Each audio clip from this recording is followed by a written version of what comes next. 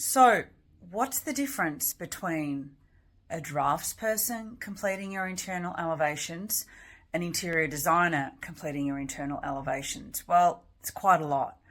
But often people will contact me and say, well, my drafty can actually do the internal elevations and it's going to cost me a lot less than an interior designer doing it. However, what's going to be the outcome? The approach is very, very different is what I found in my experience. And there's a reason for that. A drafty is specialised in structural components of buildings, and yes, they can do internal elevations. But an interior designer has got experience just on interiors and specifically around creating interiors that revolve around the people that are going to be living in that space. And that's quite a different take and outlook than perhaps a draft person. He's looking at a structure, he's looking at external walls.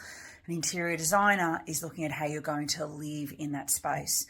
So just as a quick example, our approach, very much our approach, is to really get into the nitty-gritty of how you're going to use that space, what you need to store, how you need to store it, how often you're going to be using it, and some of the dimensions and components that you want to be able to store.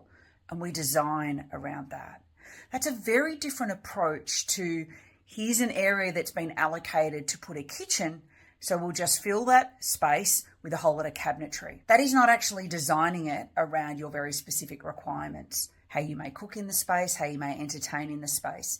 Yes, you may be able to feed back what you think the designer may know. However, we actually ask you what we know we need to know to be able to design a space around you.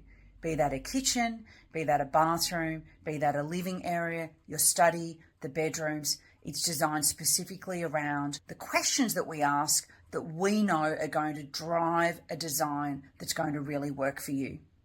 And so that means then the outcome when you move back into the home is you know that everything that's been designed is fit for purpose, rather than unpacking things in your kitchen and go, oh, the drawer's not deep enough. That's where I wanted to put this pot. Or I really wanted to be able to put this there, but actually we don't have a PowerPoint there.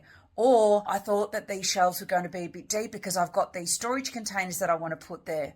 If you had gone through the process and the questions had been asked, you won't be ending up with that sort of result. It's a result designed very specifically around you, because as interior designers, that's what we're focused on, how you're going to live in the space. Hope that helps.